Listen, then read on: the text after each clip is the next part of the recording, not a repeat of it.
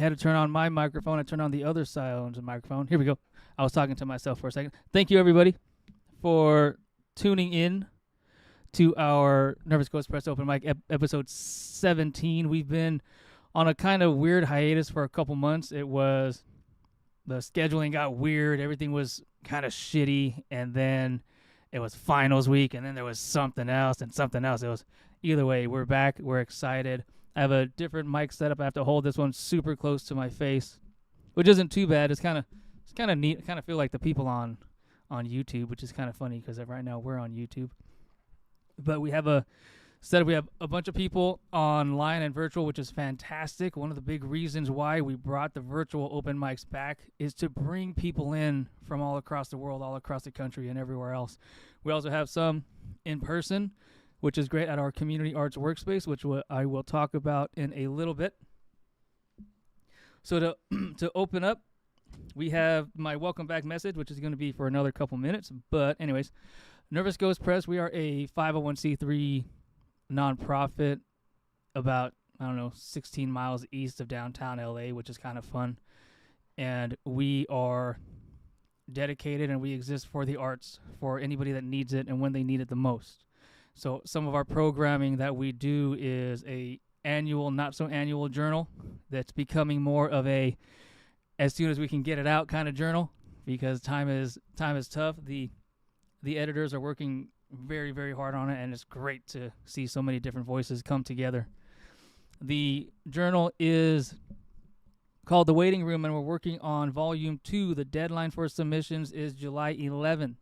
So if you have any work, send it in. Everything is considered, minus translation. But if you did translate, then, if you wrote both languages, then it's totally fine. But we want your voice, your art, your life, everything that represents you as a person, as a human, and as part of our community. We also have our book prizes that are going to be every other year maybe, just because what we realized is it's better to work together and to spend the time and get them done, and get them done well, as opposed to, hey, we got to get this before this particular month. And the two authors are here today. Maybe they'll say something about their upcoming work. I don't know, maybe. But working with them has been fantastic. So stay tuned for different calls and when those come out. They're really, really, really awesome.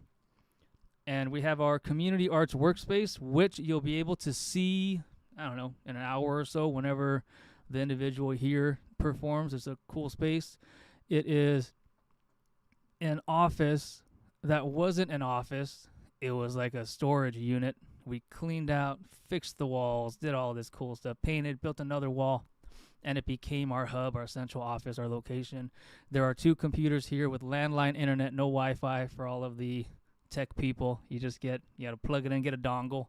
I can show you what that is. It's a cool little thing. But there are 2 computers. If you are someone out there who is writing, singing, dancing, whatever your art is, and you need a space to work, just email me and say, I need a space to work, and you can come use the space as long as you need it. It is open to anybody, wherever and however you can get here. You can get here. There's AC. As long as I'm here, you can use it. And inside of the workspace, we also have an art gallery that we made. And so if you are an artist or you know an artist and it's impossible to get an exhibit, because it is, back when I was painting and I wanted to get an exhibit at some cool place in LA, they asked me, they were like, where else have you had an exhibit? And I was like, I'm hoping to start here. And wasn't the answer they wanted. But if you want to have your own exhibit, if you paint, if you have something, email me again and we'll get your art up and we'll give you your own exhibit. And we've had 2 so far with 3 artists, and they have been awesome. And we have ceiling tiles too, which I'm trying to find a way to have every person that exhibits their art paint a ceiling tile, so that without sounding too blasphemous, we could have a better Sistine Chapel up on my ceiling, which I think would be the coolest thing ever. Aside from that, we have now an interview series called This Ghost Next to Me, which at the end of our open mic, we always have a Q&A. It's similar to a Q&A, a long-form interview style, kind of like guitar magazines and artist magazines. Back in the day, I used to collect, where, you have question answer. But the whole point of that is to just be human and to be able to communicate with people as they are, where they are, outside of the rehearsed answers that we always come up with. And so in our Q&A, you'll see something like that, hopefully, where the artists are just communicating with each other. And it's really nice. It's really fun. I hope you all have questions. If you do, send them. You can email them. I'll check my email here and there. Text them to anybody. Write them in the YouTube chat. We'll see them, and we'll get them answered. I think that's everything I have. So there is an optional theme for anybody out there, and anybody who is watching on YouTube or watching in the future, comment. You could comment about this. Do all that liking and stuff. Oh, that reminds me, I have to do this. On your screen now is all of our social media stuff, because I have to get better at plugging all the social media stuff. But we have Instagram, Twitter, Facebook, YouTube, and our website, www.nervousghostpress.org, and the email ghost@nervousghostpress.org. This screen will pop up every once in a while because I'm supposed to. But anyway, the final part, I will... Oh, I need to turn this off. Wait, what did I do? Hold on.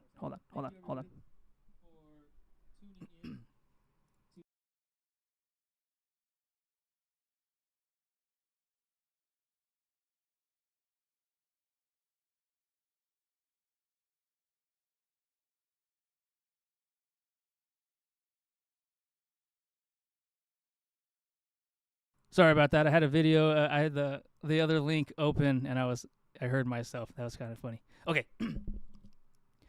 So the final thing I'm going to introduce is our guest MC. So something we do at our Nervous Ghost Press open mics is have a community guest MC every single event. And what the community guest MC is for is to kind of get the microphone into the hands of the people in our community, to get them to have their personality and their kind of own electricity out there to bring us together, to share their personal stories, work, and character with all of us, instead of just me every single time, because I get bored of it, and I'm sure you get bored of it too. And so today's guest MC I'll introduce, and then they will take over and run it. I'll pop in every once in a while, but please, everybody, welcome our community guest MC, Pam. Hi, everyone. Thank you so much, Matt, for having me here. We've been trying to get me on hosting for this mic for the past few months. Like, I think we brought it up like Feb or something, but we just like kept missing schedules, and like finally we got to do it now. And yeah, thank you everyone for being here. I know it's been like a tough month, like everywhere, especially here in LA. And yeah, I hope that this reading could help you like offer like, I don't know, rest, solace, or like just a sense of safety and community wherever you are. And yeah, I see different people from everywhere. Someone's in Chicago, another's in Louisiana. So I mostly read locally here in LA. And and yeah, so it's great to be meeting people from across the country. And I also have friends watching over on YouTube from the Philippines, and my sister also, I think. So hello, friends at home, family. I thank you for supporting. uh, but yeah, I told Matthew I wanted to have a theme just because like I feel like it's an important thing to like talk about this in times like this. I wanted to like focus on friendships because I don't know. Recently, I've been reading a lot online about loneliness epidemic, or like a lot of people decentering romantic relationships, and it seems pretty interesting. I read a lot of like articles on New Yorker or like Days magazine about that, and so a lot of people have been like trying to wonder like, why are we so disconnected, why are we so lonely, and things like that. But like we're all like not, I don't know, a lot of people are not putting in the effort to like maintain friendships, because I know like we're all busy and whatnot.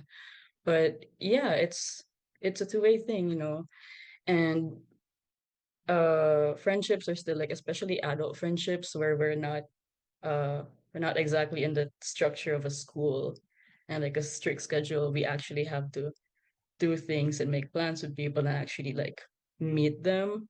So now it's kind of like another responsibility. Sometimes it feels like a chore, but like I feel like it's always worth it to like invest in our friendships, more than romantic relationships, especially because like there are um our safety net, there are support system.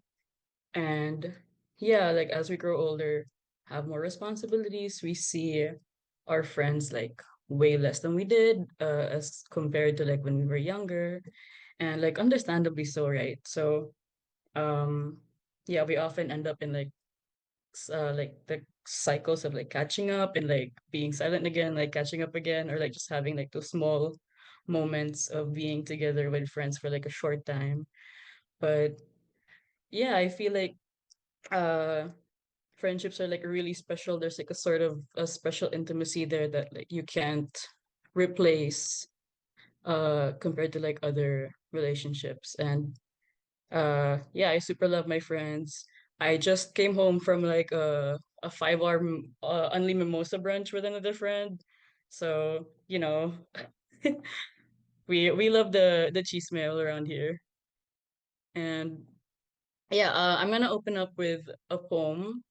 Uh just so everyone could also like be in the mood. And if you don't have like a poem for the theme, it's okay, perfectly fine. You can also read another person's poem if like you felt inspired by it. But yeah, it's very optional and you can read about whatever you want. So all welcome to do so. Uh yeah, I'll start with this poem, which will be on my book. This book I'm releasing like later this year. It's called Unbecoming. uh, it would be published by a local publisher here in LA called Riot of Roses, and it's a coming of age poetry collection with like a few photos and visual art. So this poem is called Friend Dates. Let's have brunch. I'll block off a day for you. Let's catch up and check out that place you saw on IG. And thank God it's near the both of us. I'll have that viral experimental dish of a home style viand turned to pasta. You'll get the fall of the bone pork, slow cooked and tender like our love, unending from graduations to job applications. Let's drink to that.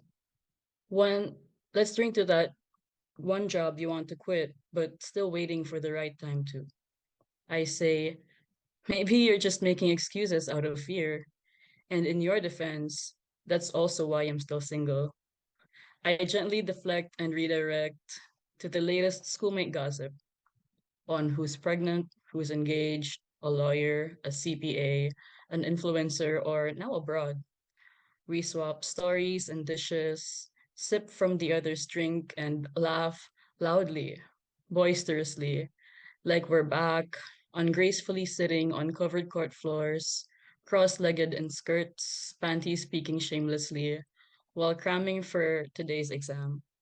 Giant history book on one knee, yellow pad notes on the other.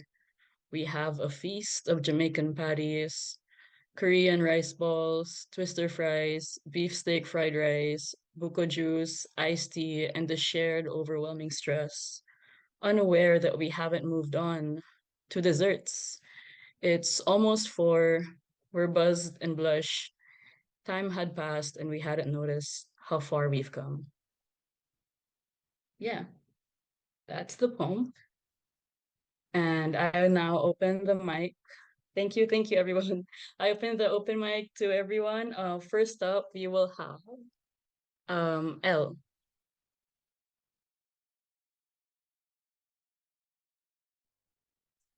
Hi there. My name is Elle. I was the winner of the 2023 Nervous Ghost Prize um, for poetry, and so I will have that coming out at some point in the future with Matthew. We're working on that. It's called Dissociative Mythology, and so this is one of the poems from it called Suddenly. Suddenly, summer bursting the seams of our streets, every crack and crevice burgeoning with bloom. overflowing, and I wish I could abound so abruptly. I wish I could ripen so easily, could be plucked from my nest and sliced open in an intimate appraisal of my efflorescence.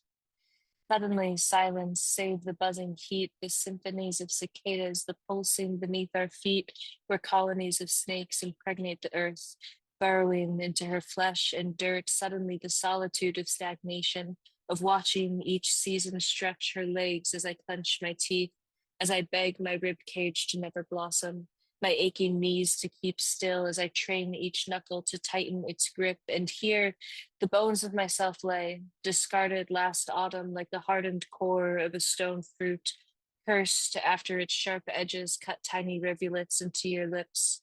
I do not own the bravery of summer, the way she appears in a whirlwind of ephemerality and eternal evolution. I do not recognize the way she announces herself, voice deep and full of laughter, forever unfolding into satisfaction and self determination. I do not know how to unravel myself into sapling stability and how to stretch out my arms into forests overgrown and wild enough to remain unhidden, discernible even in dusk. Thanks. Wow, thank you so much, El. I shared in the comments. I love the use of senses there. It's just so visual, but also like you feel it too. So thank you. Beautiful, beautiful poem. And we have our next one would be Alexandria.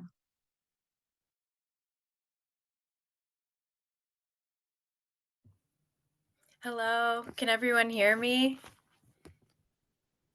Can you hear me? Okay, perfect. Yes, you're Hi, everyone. Um, Thank you all for those who are joining us, and special thanks to Matt and Pam and the Nervous Ghost Press team for having me. This is the second time I'm reading for the Nervous Ghost Press, and I'm so excited. This is such a great group. So again, thank you. I'm honored to be here. My name is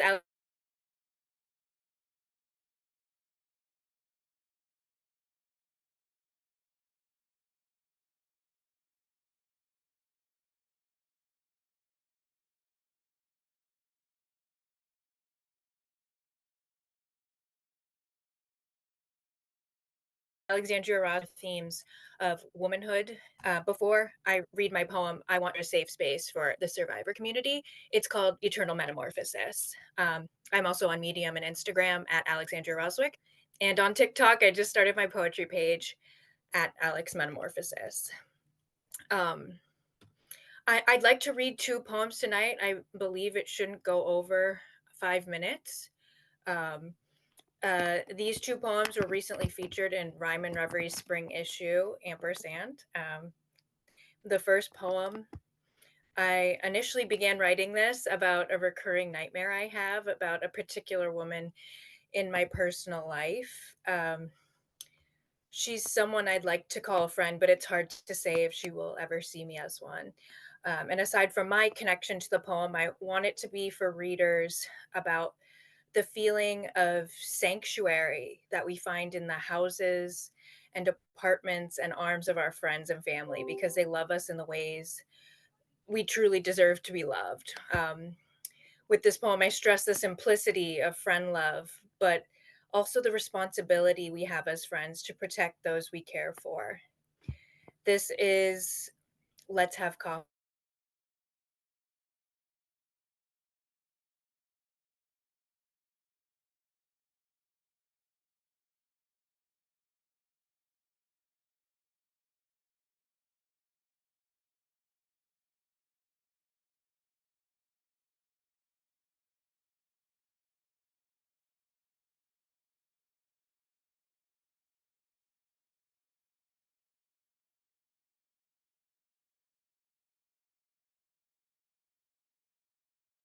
okay, hold on. Let's wait for Alexandria to come back on and while she's out, um let me share just like a quick song on friendship, like song lyrics. I'm just gonna read some.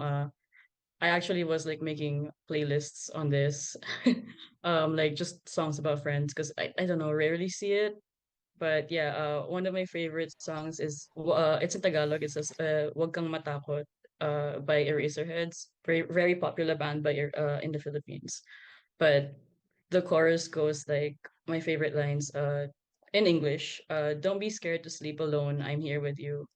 Don't be scared to love and cry. I'm here with you. Don't be scared to look like a fool. I'm here with you. Don't be scared I'm in sorry, what can you you don't see. You don't hold on. Sorry, Alexandria. You froze, so like I'm jumping in for a bit. Oh, okay, okay. I'm so Yeah. sorry. No, it's okay. Go ahead. I have an Yeah. unstable network connection. Yeah, Can I'll you call hear you me in a bit. Yes, you're much clearer. now? Okay, so it's But yeah. working now. Okay, perfect, Uh-huh. perfect. Oh gosh. Okay. Okay, I'm gonna start from where I left Wait, off. okay. Yeah, we can go ahead. But yeah, that's the song I shared. It's just it basically means don't be scared because I'm here with you. But yeah, let's go jump back with Alexandria. You can start from the top of your poem from the title. The title? Okay, I'll start again. Okay, let's have coffee. Welcome, please. Take a seat in my sunroom. Whatever you like, I'll brew, bake, cook, make. I can run to the store. In fact, take my hand. Quick trip, skip, one step, 1 second away from fresh baked cookies. Remember home? Tea steeping, spout and pour your heart into my hands. Tell me what brought you to my door, though you are always welcome. And I don't need to know, but I do. Only if you need to tell. Open, blossom, and bloom with spring, starting today on your terms. To you, I'm a stranger, sometimes an enemy, but my home, my door, my hands are safer than those of whom you ran from. And I was waiting, frightened of waking up to a headline with your name, praying instead you'd run home. And I'm sorry, I don't have a time machine, a lawyer, a gun, or an explanation. I can offer a shovel and soil, and anything else is yours, everything within my power. Because did you know? I have a savior complex, and you're worthy of much more than the grace you beg for. I'll help you off your knees and cut the ropes. Melt into my couch, breathe, exist as you. We can watch the movie you've wanted to see for years. No need to look to the left before you cry, laugh, comment. Forget how to behave. Forget all you had to do in the past, though I understand it. I've done it. We survived. Know this. To me, you are blameless. And to me, you are not my enemy. And you are never quite a stranger. So I'll listen without an agenda in mind or a dagger in hand, a feeling foreign to you. Mug in hand, I stare out my wide window at the sun and imagine you here, hoping I'm wrong and you're somewhere smiling, shining, but mostly hoping your knock interrupts my thought. There's coffee in the pot. You won't show, maybe not at my door, but I pray you seek another because you are not home. Remember, love? So much distance created between you and it, but you can make it there. Have coffee there, bake cookies, steep lavender tea, potpourri, light up like the sun as you pour. Everything, because they ask, they listen, and they care. Bare minimums like a breath of fresh air. Inhale and remember love.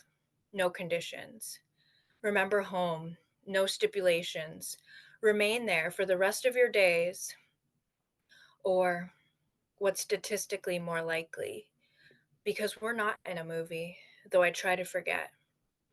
You'll stay behind bars as somebody squanders away your radiant beams, living for nothing but the daily reminders to act grateful for imaginary everything.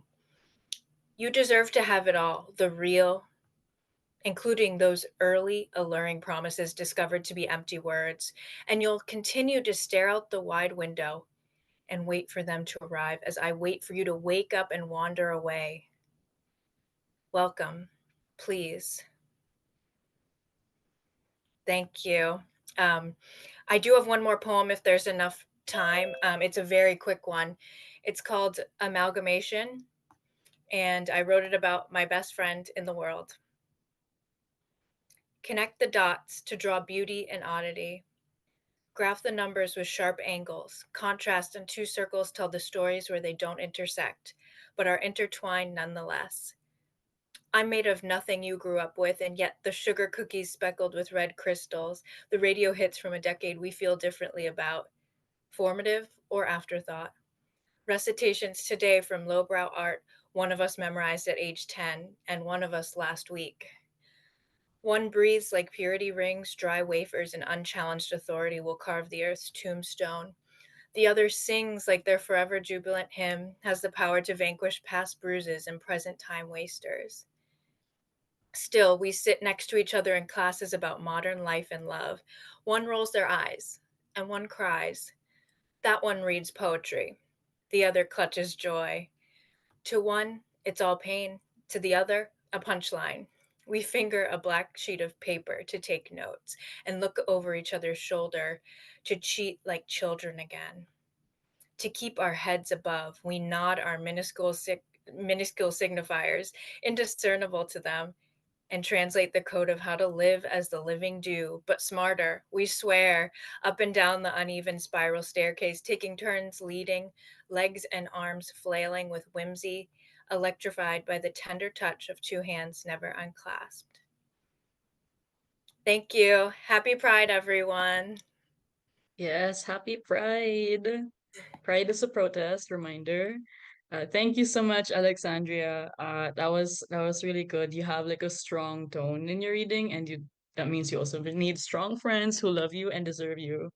And I love what you said about the sanctuary of friends and like getting the love that we deserve from the friends. Uh, yeah, that's really good. And you have a good rhythm and a good imagery with your poems. So thank you, Alexandria. Uh, yeah, next up we have Amanda. Hi, everyone. I'm Amanda Doak. I'm from Ohio.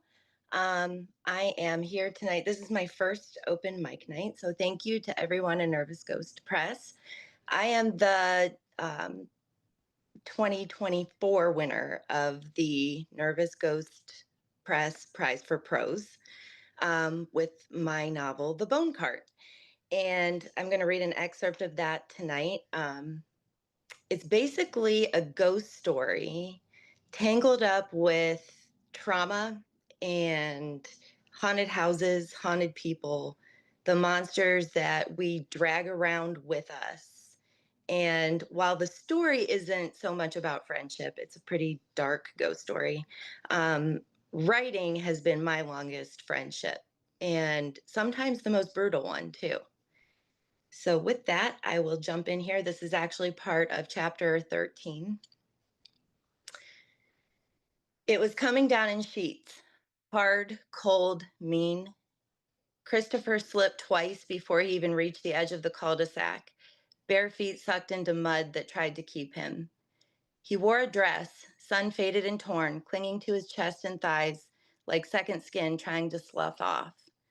The pack on his back, Janie's old rucksack, pulled at him with every step, heavy with its secret. Under the big oak, he stopped. A thick branch jutted over the road. A laugh bubbled out. He hooked an arm around the trunk, hauling himself up. The pack swung wildly, nearly yanking him back down. Sorry, he whispered. Please don't be mad. I've got it, see? He crawled out on the branch, belly to the wood, heart racing. Fingers worked the zipper, slow and reverent. Then he pulled it out. Keisha's head, rain black, lashes beaded, mouth slack. I'm sorry, he breathed, but look how beautiful you are. She won't be able to look away. He dangled her by the hair. From below, it might look almost peaceful, like a girl about to sigh out a secret. Down the road, headlights bloomed. Christopher grinned so wide it hurt. Come on, Heather, he whispered. Come see what I made for you. That's the end of my excerpt. With that, I guess just to say thank you to everyone, but writing has been so many things over the span of my life. And it's been a friend when I needed saving. It's been an enemy. When I couldn't bear the truth, it's been a disease. It's been a sacred ritual that helped stitch me back together. But through all of it, the one thing that has always been is my home. The blank page, I think, is my home. And I get to celebrate that with all of you here tonight, and it's a beautiful thing. So thank you very much. Yes, thank you so much, Amanda. Congratulations on winning that award. And yeah, I that's a great excerpt. I was in the story, really good narrative telling. So thank you so much. And I agree, writing, there's so much solace in writing. And like for me, it's like just really a good way to release everything. So it's kind of like in, out. So it makes me feel so much lighter every time. Like even just journaling, like the most basic writing, it doesn't have to be perfect. Yeah, And just yeah, empty your head out on the page. Yep. exactly. So like my head's empty. It's Mhm. always empty. Mhm. So for our next open micer, we will have Alicia.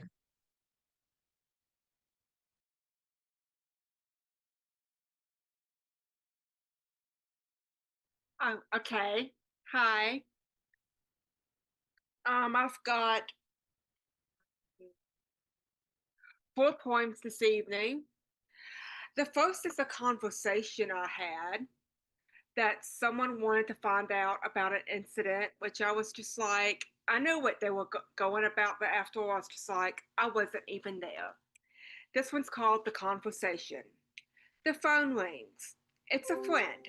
Exchanging the pleasantries of chit chat, the realization sinks in. This synthetic spy is a this synthetic friend is a spy for an estranged relative, more curious than concerned. The dialogue ends. Nothing revealed. The next one is written about one of my best friends. She has a lot of health issues, and sometimes she can't always be there. And sometimes when I get burnt out, and everyone needs a break, this is about setting boundaries. This one's called A Bad Friend. There will be intervals where will come off as a bad friend. Just listen and hear me out. In devoted friendships, it is important to give and receive with love and support. Friendship requires investment.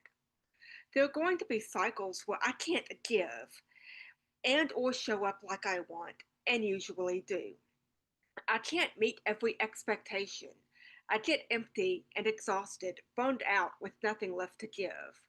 Some will understand, while others will be disappointed. I'm not everybody's savior. I can't always come riding to the rescue. I have limits. Sometimes I can't, even when people think I should. I will rest. When I can, I will be there. Next one was a couple of years ago. I was invited to a couple Mardi Gras balls by some friends. And so this poem, Mystical Mardi Gras, is also in the local Jim Press's Bayou Blues and Red Clay anthology. This one's Mystical Mardi Gras. On the enchanted Isle of Boogaloo, at the Fleur de Lis Grecian Gala, in the glittering sky of pearled magnolias, the world went flying above a shimmering ocean of purple, green, and gold. Cajun gods entertained while the caravan played until dawn. An exiled Scottish pharaoh and silver fox professor, decorated in sequins, analyzed merits of literature and politics. A tattooed Spartan general drank hurricanes with the Amazon queen of the carnival while dining on the Creole delights of gumbo and king cake. Pilots and captains from ancient civilizations danced with vixen princesses from another galaxy. The poetic oracle wearing iconic glasses captured the heart and attention of the guitar guard with flowing hair. Self-consciousness, along with fallen crowns, were forever lost on the dance floor. Sparkling jeweled gowns and vibrantly wild costumes were a vision to behold. Cultures collectively crashing, everyone, everything exquisitely extraordinary. Magical, mystical memories made. The last one was inspired by 90 Day Fiancé. I did watch 90 Day Fiance. We watched this different versions with my mom, my sister. It's trash TV at its finest. This one is called Hot Mess Express. Red light meets red flag, operating under revisionist history of double meanings with zero breaks. Waking up with a tragically forced smolder, possessing tangled hair on the losing end of a breezy brawl. Resembling a wax figure after a molten heatwave of confident embarrassment. Dressed in an outfit stitched by the threaded prayer of a safety pin snatched off the discounted clearance rack of last night's blunders and regrets. Devouring a stale pastry while chugging a half-empty water bottle followed by a shot of coffee, as if it were the glue retaining this grotesque farce. This is it, the final boss level of questionable decisions. Thank y'all for listening. Wow, thank you so much, Alicia. Uh, I love the wit in your writing and your language. See, everyone in the comments said powerful language. I love your energy, beautiful descriptions and imagery. Thank you for sharing. Uh, Also on your first poem, The Bad Friend. Oh my gosh. Earlier this morning, I was just talking to my friend about boundaries with my with another friend. So yeah, boundaries very important. We love our friends, but we also love ourselves. And yeah, I'll have to call in Susanna next because she has to leave. So take the stage. Hi, everyone. Thank you so much for taking the time and giving space today. Again, my name is Asusa Gutierrez, and these are some fresh poems that really haven't been shared. So thank you for listening. And with today's theme being friendship, this is a follow-up poem to actually a poem that I've been lucky to publish through Milestone in 2022 called Phone Calls. So this is called Phone Calls 2, and it's about trying to develop a friendship with family that I think can be a really difficult task. It has been for me, and I'm finding ways to do so. So here goes. Phone calls. Phone calls sound different these days. My garden dreams have grown. I share my progress. I find a thread when I'm on the phone with my mother and my grandmother. We all report back what's in season and how our crops are growing, what's blooming, and how much it yields. My mama Meche insists I call her over video because she's eager to show me just how big her corn is this year. She gloats as she enthusiastically shows off her bounty, standing next to her red spicy chiles. She invites me to her rancho in Mexico. She scolds me for not visiting and lists off all the meals she wishes to cook for me in her newly remodeled kitchen. I haven't been back since I was a child. Memories of collecting mesquites, guamuchiles, and mangos. Sticky mango-covered face and a belly filled with sweet, syrupy goodness. My mom calls and asks about the mango tree growing in my front yard. I tell her it flowers and blooms, but the mangoes are tiny. They fall before they turn sweet. Water, love, and patience. Homemade compost. Mom says it needs iron. She instructs me to find nails and hammer them in. She imparts wisdom, myths, and brujeria. Thank you. And I have another poem that I'd like to share. This one is a little more general. Poem. Today I'll play with words and string a sentence or two to make you fall in love with me. Bibbidi bobbidi boop. The thoughts of me consume you. I cast a spell on you. Sprinkle, sprinkle. Today I dip a brush in paint to create on an image of us. Colors glide and collide with thoughts of us. That's a poem. And I'd like to share one more I know that my poems typically have a lot more Spanish like woven in.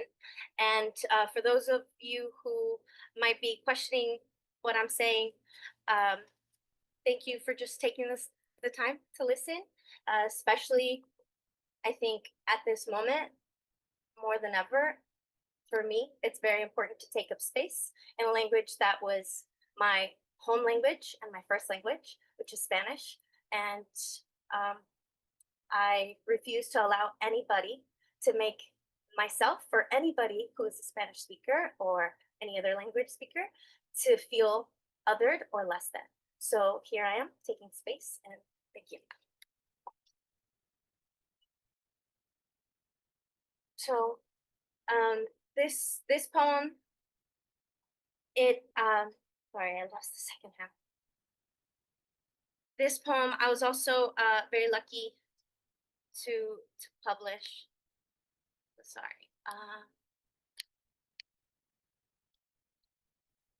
Okay, here it is. So here's my poem in Spanish, and if you're wondering what the topic is about, the topic is just if I were. Si yo fuera pájaro, volaría alto y cantaría fuerte. Si yo fuera perro, aullaría a la luna, porque sé que me escucha.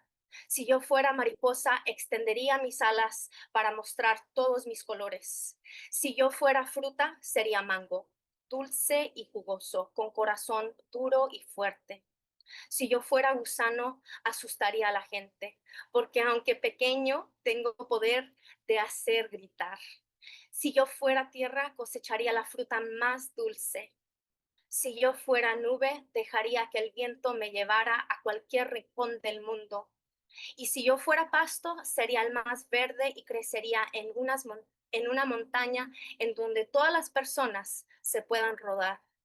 Si yo fuera una ola del mar, saludaría a todo el mundo entero. Thank you. Oh my gosh, thank you so much, Asusana. That was super beautiful. I'm like craving mangoes right now, and I love the contrast of hearing you read in English and in Spanish, because I'm surprised I understood most of it. I'm still learning, but yeah, it was really good because when I also speak in Tagalog, I have like a different tone, like it's more like brash, I think. And then when I read in English, it's a lot. My friend said it's a lot more mellow. So like it's really good to see like the differences in that. So yeah, really good imagery. I'm gonna buy some mangoes later. And also my sister's messaging me right now. My dog is also watching from the Philippines. So cute. So hi Maddie and Jagger. Uh so who our next poet will be Perfectly.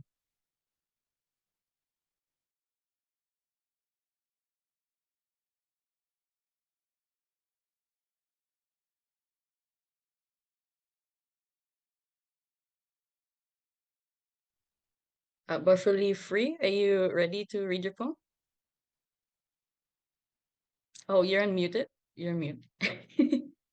All good. Take your time. I'm so sorry. I realized, wait, that's me. Okay, so sorry about that. My name is Stacy, and that's what it was. I was listening for my name. My name is Stacy McClendon, and my poetic name is Butterfly Free. And I am so happy to be here. I've been wanting to do it for a while, actually. Then there was a small little break, and I finally made it. So I'm going to share a few pieces with you all. I have 3. The first one is Love Doesn't Live Here. Narcissism, codependency, kissing cousins, a deadly connection. One relies heavily on the other's trust. Then the game to play with your mind starts. Do they love me? Really is the question at hand. Tons of second guessing, overthinking, hoping you lose your mind entirely, leaving you submission whipped. Can't even tell what situation and circumstance you've been placed in. All the back and forths to uncover the truth make you woozy, wondering if you have a problem. Something must be definitely wrong with me. Not. Modern day swashbuckling adventure, you got caught and got, unknown how to get loose, dazed and confused, wondering just what to do. If kids enter this picture, it can truly end you. Left to run around for everybody else forgetting about you. Your business is how the narcissist continues their plot thickening, sickening story. Confident you'll stay put until they're ready to be through with you, knowing you can't see the root. Leaving them to run amok and go after other twisted fantasies. Check back in from time to time for that stability you be creating. Craving this, but can't stay. Too chaotic, conflicted, deeply wounded, and just fill in the blanks. I trust you. Must fly off again to wherever they be headed next. The spiral down the rabbit hole happened without your consent. Silent permission was all that was needed. Once clarity creeps in and you look up and say, how the hell did I get here? Leveled low, no one can even hear you whistle.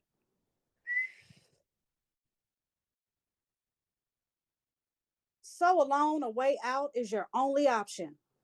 2 ladders needed to come and rescue you. Thank God for always watching me and seeing my goings and comings, for saving me from my trappings. Thankful and grateful I be. This is a true story of what can happen if you let someone's insecurities rule things.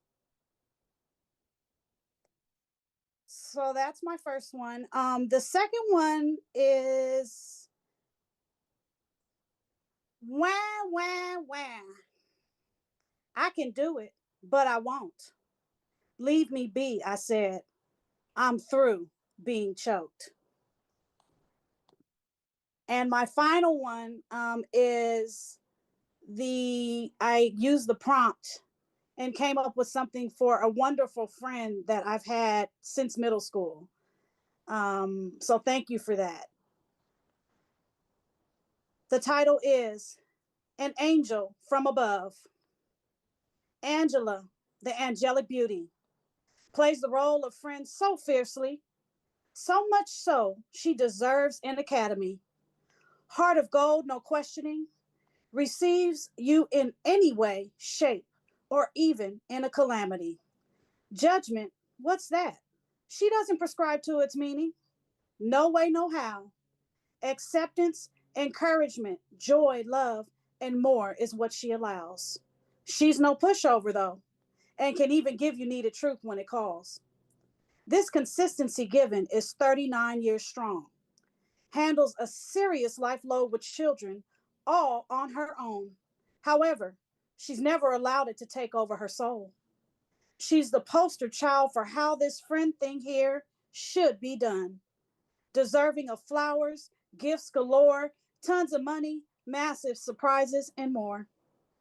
Please clap for her, as she's truly one of a kind, superb, and unforgettable.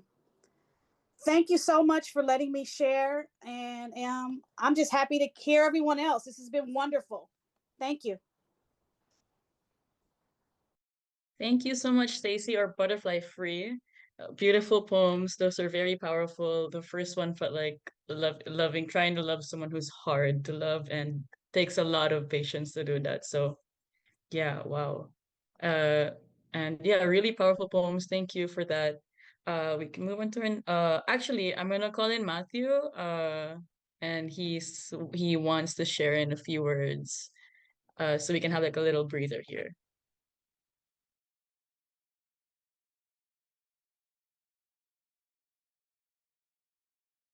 Awesome. Thank you, Pam. I had to figure out which button turns on my camera, but also which button turns on the audio, and I think I figured it out. Thank you, everybody, for sharing so far. It's really cool when we have a guest MC, and most of the people today I've met today, which is awesome, because it really shows kind of the power and the unifying strength that art provides all of us across the world, across the country, across wherever we find ourselves. And it's proof that through our shared strength, our hearts and our experiences, that we can come together, we can find people from all different parts of life and where they are, what they're doing, their hopes and dreams, their traumas, their past, and everything in between. It brings us together, and we can create true friendships.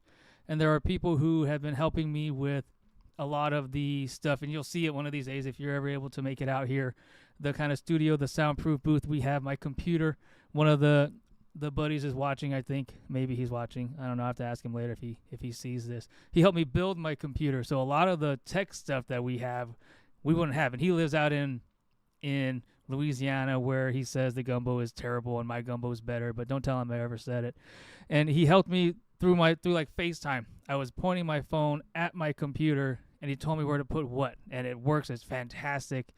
And so friends come from all over the place, and they really stand up for us when we need them the most. And all I hope is that for my friends, I'm able to be there when they need me every once in a while. Anyways, let's see if he hasn't texted me yet. But so as far as friendships go, I hope that everybody watching can write something, and we're going to have our Q&A later. You can send us a message on YouTube or email us, like I said before, and everybody will chat about it. They're great conversations, I promise. But I hope that everybody has someone, a family member, somebody else, a friend, a coworker, where you can just say, call them up, text them, and just say, what the fuck's up? And you know, right, what that means. And you can just be who you are unapologetically always, especially these days where we just have to be able to be there for people and have people be there for us. And so I'm glad to see everybody, and I'm excited for what's next. I'm going to send it back to Pam. Let's get this going. All right. Yeah. Thank you so much, Matthew.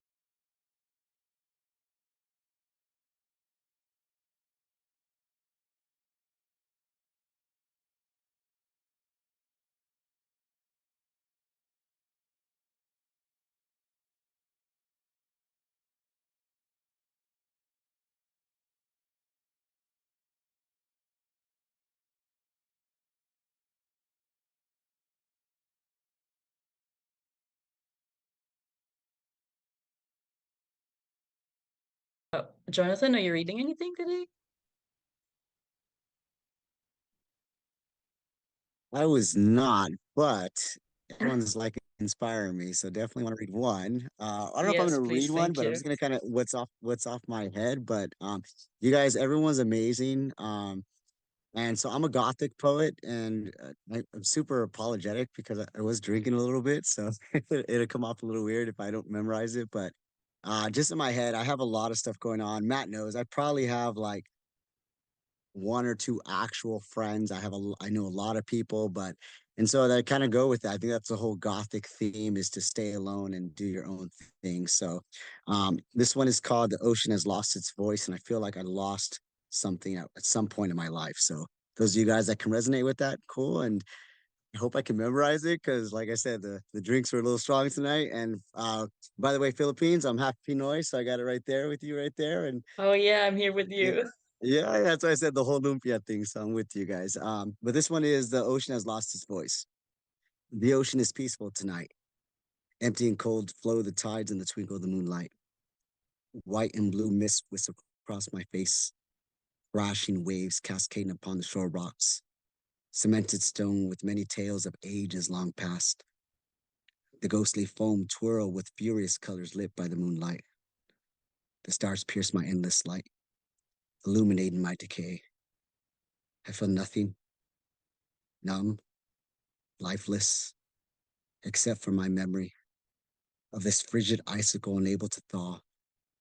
I want to yell from this prison, this shell of flesh. Alone, alone. Images from the night that she turned me birthed me into something forbidden, the unholy, an awakening to thirst. Flashes from the past. Her bite was as soft and smooth as silk, yet arsenic to the soul. Agony beyond words, yet pleasure in every fiber of my being.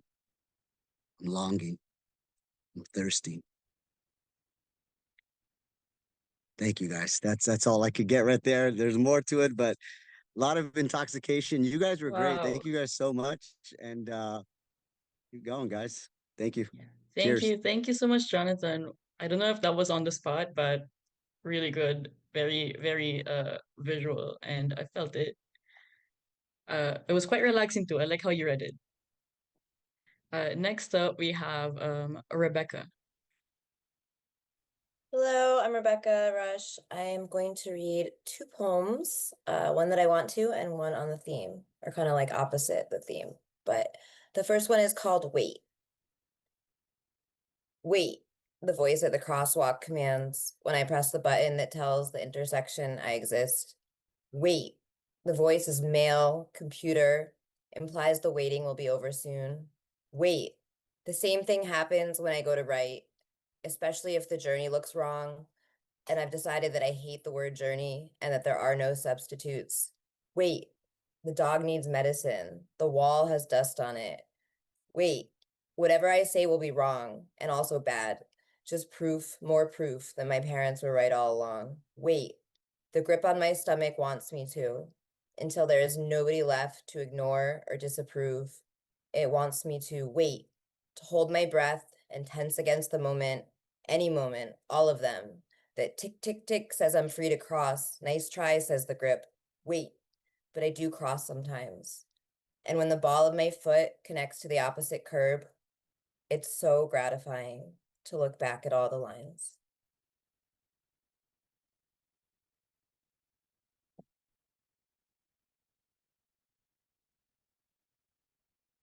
And this one I wrote for fun. It's called Nothing Bad Has Ever Happened. And it's in all caps. I'm not going to yell at you guys though, but just so you know that. Nothing bad has ever happened. I remember everything. Nothing bad has ever happened. I moonwalked out of your apartment when you needed me. I told everyone your worst qualities before introducing you. I gifted you my ex-wife's shoes. I replaced your laptop with a shittier one. I charged your card up on Amazon for a week and never spoke to you again. Nothing bad has ever happened. Everyone respects me. Everyone is afraid of me. Everyone waits by the phone for me to call. I told your wife, I reported you to the FBI for internet crimes. I accosted you in the coffee shop with fake apologies 5 years later. I removed all your articles from my website. I removed all the photos of us from Facebook. I threw you under the bus as a wedding present to myself. Let's be friends again. Call me later. I'll text you every 5 minutes. I stole your joke. I smoked your pot. I fucked your husband. When they came to get your stuff, I put your gayest porn on top. I kicked you out of the bachelorette party you threw me. I will see you in court. I am not your friend. I spread rumors. I banned you from my comedy club. I blocked your number when you were suicidal. I've never hit anyone else.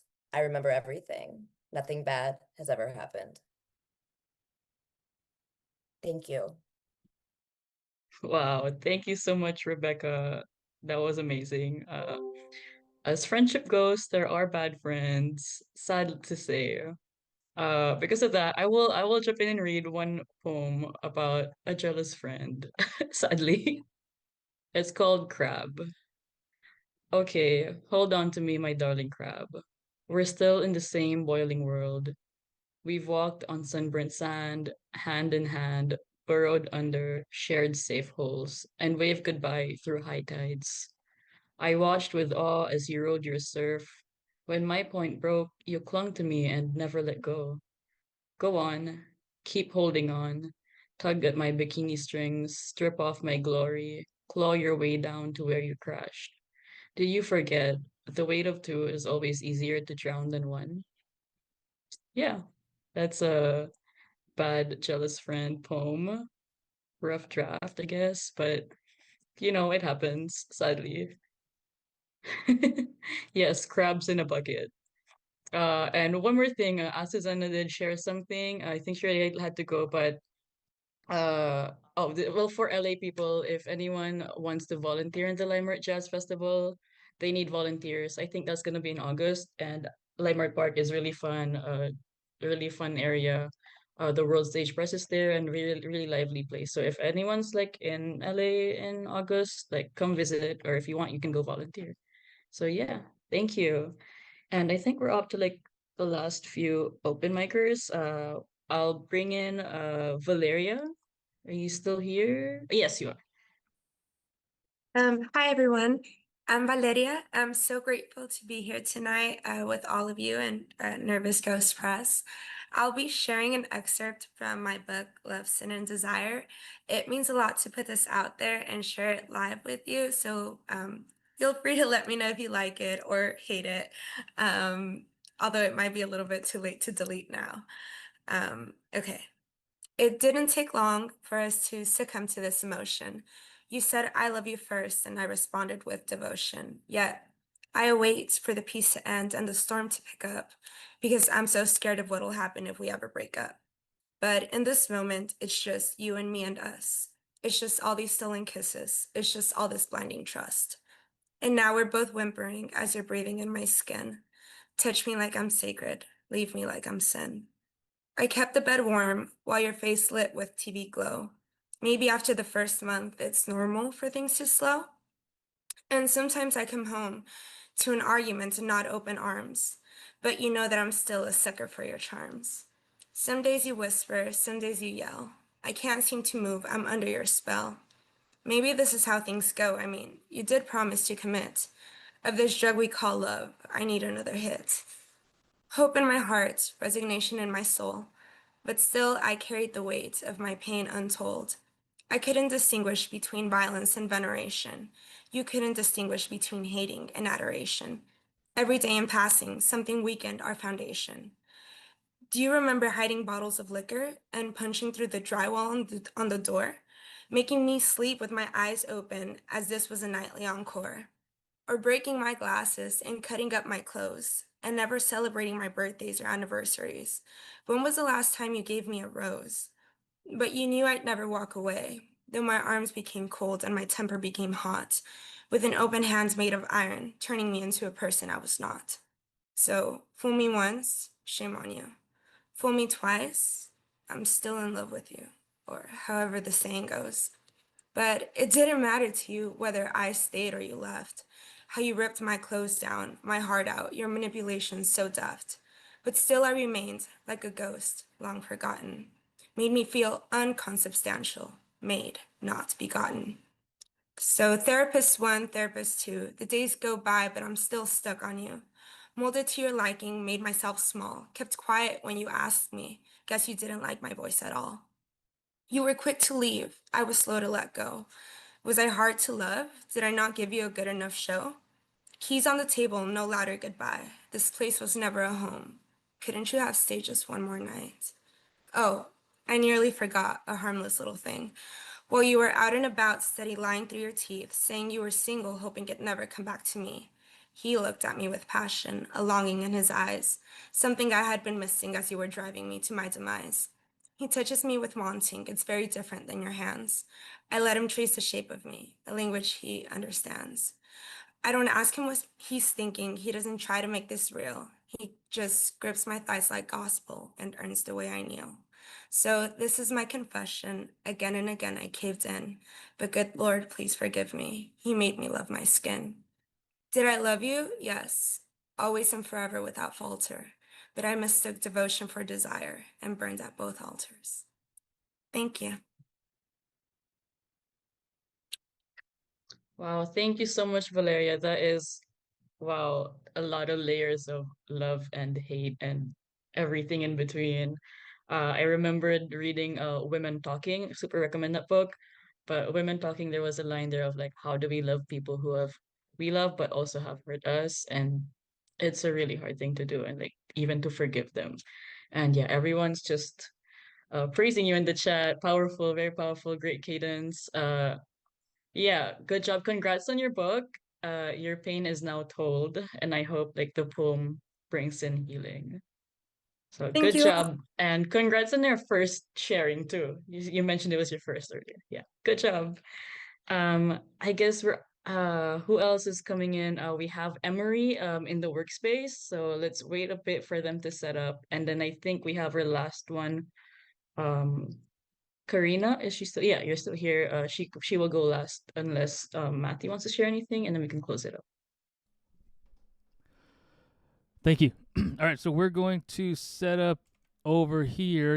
Everybody can look at my cool chair while I go help set up the stage area. 1 second. take like a 20-second breather.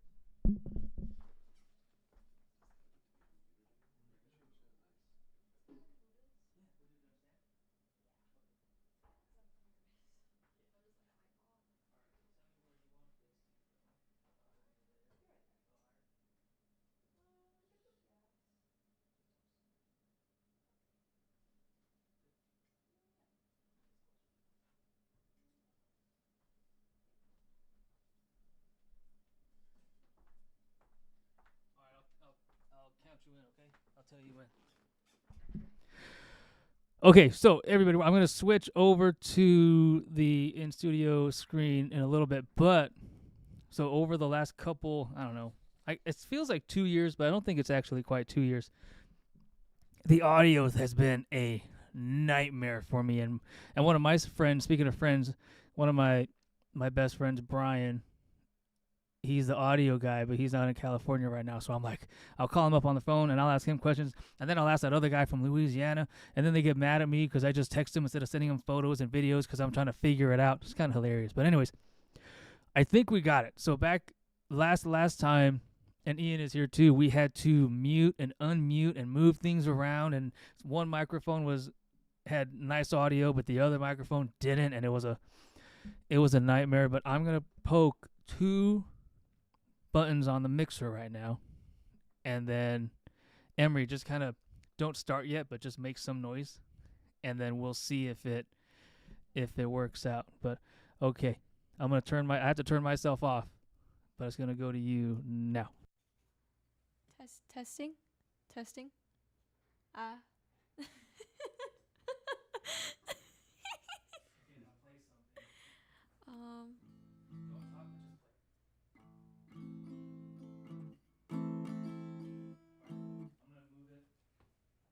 Okay, works. I'm going to turn it on over there, and then Emory, take it away in like 5 seconds, all right? Count slowly in your head.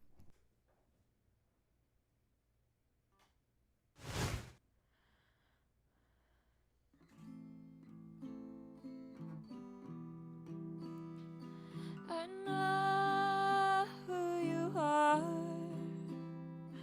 and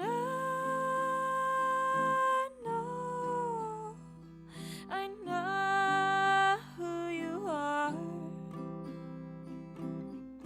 Never wanted to show, but I know who you are. And already found someone different than you. You are making me die. Set my heart into the way you talk, the way you walk, the way you look, the way you make me feel so fucking real. And I know who you are. So why don't you go? You've gone too far, and already found someone different than you. That's why I'm tapping my mind on the way that is you, the way you talk,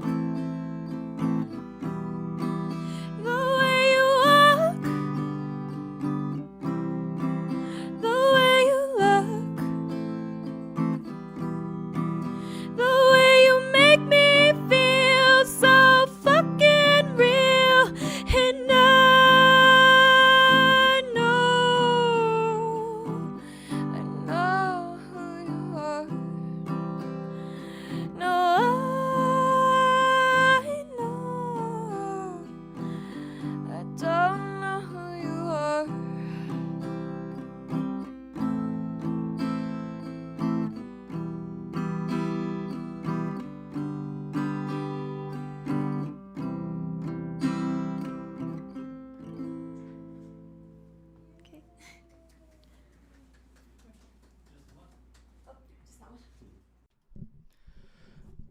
Thank you. Thank you. Thank you. Thank you. Now watch this. Watch. No hands. Wait. One hand. Bam. I'm not sure if they can hear us, but yeah, okay, there. Thank you, Emory. That was very beautiful. Like Rebecca said, haunting in the best way. Really beautiful voice. Really powerful too. And yeah, thank you for coming over to the workspace too to share your song. And we will have our last open micer, I believe. If anyone wants to share another thing, like feel free. Uh, and oh, by the way, in the chat, some people are already leaving. Drop in your socials so we can follow each other.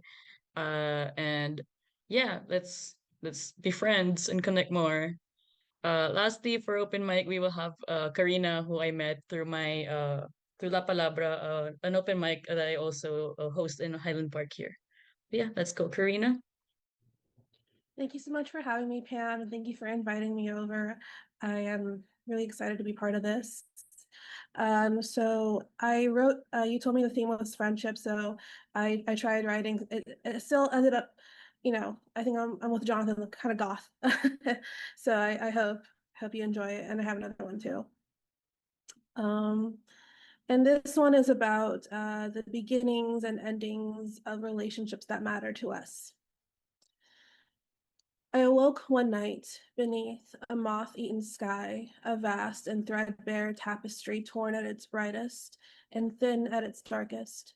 My view was full of holes, punctured with light and the eye of a needle staring through enmeshment of heaven. I could see there the frayed edge of stars, blinding me from the pinholes of angels.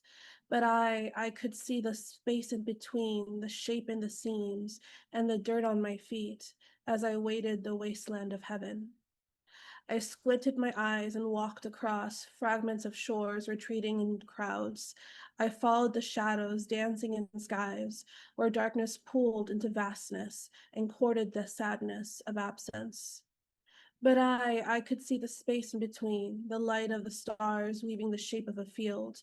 There you waited, a silhouette upon grass, smoking your pipe as you leaned at the roadside, the sound of an engine mundane and strange. You looked to me, a ghost of light, woven by blots of color, forming and fading behind the skin of my eyelids. You looked to me and to my fields of space and earth, a cosmic tapestry I placed on my face like a shroud. You said, you can stay here and build your nest of boulders, and you can stay here beneath the woven sky. But I see the space in between the want in your soul and the world that you seek. So walk with me to the pinholes of light and take a look. The sand in my cuts grew sharp as glass, but I joined you away from the fields, and we looked to the shadows dancing dark between the distant sunlights. Here, imprints of memory, but there, out there, somewhere, shining and new. And this one is another one I wrote for a friend of mine that moved away. I think about him a lot. In barren hills I passed today, he grew me fields of flowers. He cut his foot on burning stone to quench the scorch of thirsting earth. He plucked his scars and pruned his bones to shining pillars gleaming white. His hands smelt ore to steel, cooked devils burning smoke and ash. His hands smelled of grass and earth, tender skin with scents of rain. He hoped the sun that scarred his skin would bleach these bones to flowers, but fires that burnt the heavens cooled to embers upon his tongue. His eyes unraveled a river, slipping low and slow and narrow, spooling springs of tangled sound around his hills, around his heart, a rope of tears he called the sea. In barren hills I passed today and grew him fields of flowers. Thank you. Wow, thank you so much, Karina. So many poetic lines, Wasteland of Heaven, like, come on. It's really good. And really great imagery. Thank you so much for sharing that. So everyone on the chat is dropping in their IG. Please follow each other. And I think we will have our Q&A section of the mic.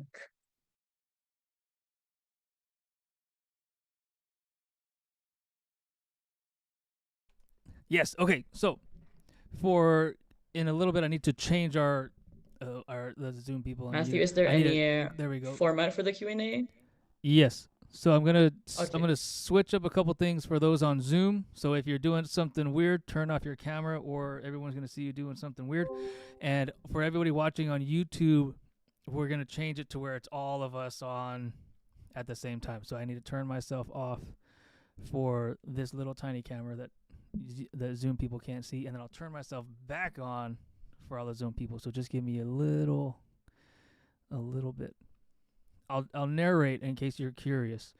So I need to find host camera settings, deactivate, and then Zoom, turn it on. There we go.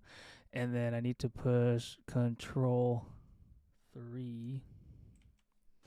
Did it work? Oh, no, wrong one. That was, where is it? Oh, wait, no, it did work. I just have to do this. Gallery. There it is. Okay, everybody's up. So we have on YouTube, just to let everybody on Zoom know, there is one view of the studio. So Emory and Suhei are there, unless you want me to turn that one off. It's up to you too. But if you want to talk, just grab the microphone. I'll give you the microphone. So you can see our studio area is there. Ian's over here in the corner. And on YouTube, everybody sees everybody. So it's kind of nice to have us all here together. And so it's the format of our Q&A discussions are discussions. So it's not really a Q&A, but it sounds best. And I have the first questions. But if anything just comes to mind, just talk. That's the whole point, is that we're talking together as artists, as people, as humans. And I really want to focus on that human aspect. But one question I have to get us started, it's kind of a general one, but also deals with friendships. So those of you who have a close friend, a best friend, a something friend, how did you know that you were best friends? And I'll go first just to kind of maybe inspire somebody. But so my friends that I've known since I was 13 or 14, which for those of you who know me, is like, that's like 45 years ago. So it's oh my gosh, the years just keep going by. But one day, you wake up and you go hang out and you realize, well, I guess we're still friends. And then there you go. There it is. And now you're best friends. And then the other best friends are just people. And I'm going to change this since no one's standing up at the microphone. There we go. And some other best friends, you just kind of go, all right, John, I guess this is it. And then you hang out all the time. But anyway, so how did you know you were best friends, if you even did? And then maybe after that, I'll ask you my other question that has to deal with art.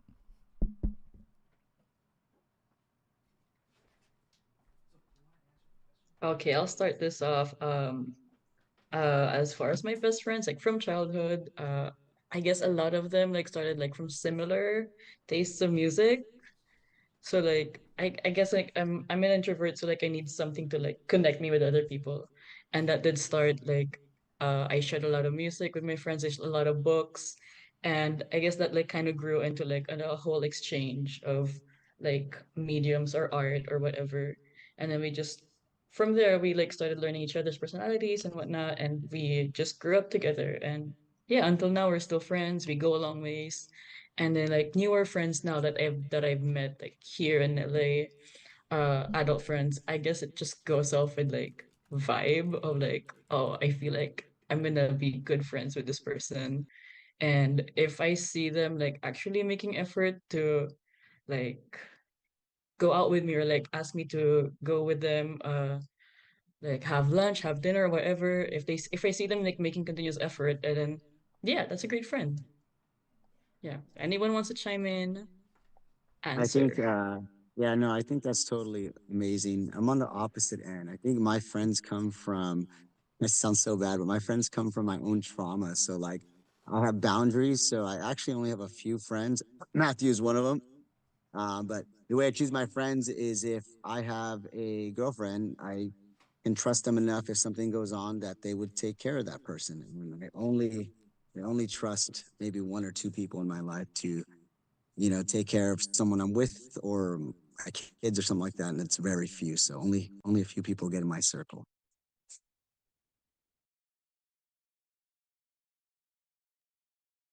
I can also add, so I have two different sets. I have a group of best friends from childhood, so we've been friends since third grade. That was 20 years ago. And the group that remains withstood the test of, time, adolescence, distance. So it's people that, 6 months go by and then we have a conversation and we pick things up right where like we had left off the previous time. So it's like no time really has passed. And then my second group of best friends, I guess, are people that I've met, like in college or in my adult life.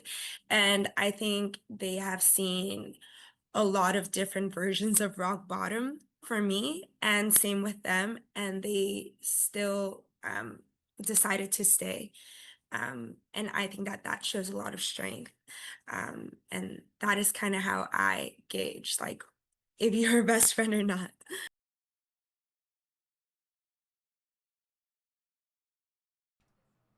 All right, you're good. Can you guys hear me? Talk like right into it. Can you guys hear me? Wait. Okay, do that. Hi, can you guys hear me? Hi. Can you guys hear me? Yes. Yeah? Okay, cool, cool. All right, so best friends. So I have this one best friend. Some of you guys might know her. She's like always sharing. Julia Gaitan. So we've known each other since we were in middle school. Oh, can you guys hear? So we've known each other since we were in middle school.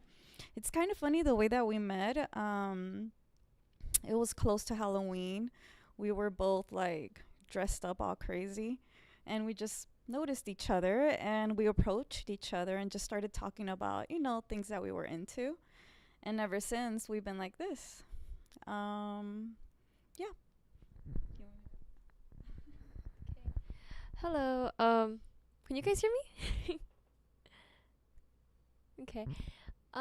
So my name's Emory. I'm in high school currently. I don't. People like. I honestly am decisive with my friendships because there's a lot of kids at my age that I know are kind of immature, but the ones that I have kept actually mean something really serious. I have two groups of friends. One in middle school that I still talk to today. We hardly talk, but it's beautiful because when we do and when we just hang out of nowhere, like this summer we're planning on something, it just feels so beautiful because you're just like you just get to catch up and just say automatically, I remember that moment, like how are you, hey, let's do this again. It just feels nice, it feels nice. And then I also have this other friend group that in my current high school, or my high school, and yeah, we just met through being in the cross country sport cross country. So we just met through there and we've just been like talking ever since, and we just like being goofballs and just like, just like talking about life and just yeah. And then I also have this one best friend like my mom does. His name is Nicholas. Oh my god, he's so cool. He's awesome. He's so like poetic, and he's so like I need to invite him to one of these open mic nights, but yeah, he's only been here once, but he's a really cool guy, and we've been friends ever since. And hopefully, that we were best friends. And I just hope that it continues for life. So, I feel like it will. But yeah, do you want to go? I'm curious what the next question is. Okay. Well, thank you. Thank you, Emory. I'm surprised to hear you're in high school, but yeah, high school friendships the best thing ever, especially like friends from like sports teams. I think my one of my best friends, Nikki, is watching here. Hi, Nikki. She's been my roommate like in all sports tournaments the whole time, and yeah, I wonder like how different I guess is friendships like your high school and like I guess like with a lot of things going on with TikTok and all. I feel like being friends with high school at this time is so much different than like when I was younger because we barely had like this kind of like social media landscape. And I feel like there's a lot more to be like hyper aware of like judgment online and like the fear of being canceled, whereas when we were younger there wasn't much of that. Do you ever like experience that in high school? Yeah, I have many times. I'm just like, oh, okay. I'm noticing that. I don't like that. So yeah, I have. Yeah, don't mind it. It's gonna pass, but that's very interesting. Yeah, who else wants to share I have a or quick question ask? for you. Yeah? Yeah, so I visited Makati. I fought in the Philippines in Manila, and I was in Makati, and I'm Uh-huh. curious, like, it's a third world country, right? It was super intense in Manila. What part were you from? I'm from Metro Manila, so I'm around the city. I'm a city girl. But So like, yeah, I would go around Makati a lot. There's a lot of bar crawls there. So yeah, a lot of places I go with my friends. Always eating. We're always eating, the drinking, fr- and all. yeah, the friendships had to be super tight, right? It's kind of like if you don't know Tagalog, it's a very scary place. I feel, but you know, Yeah, you'll have fun there still. thank you.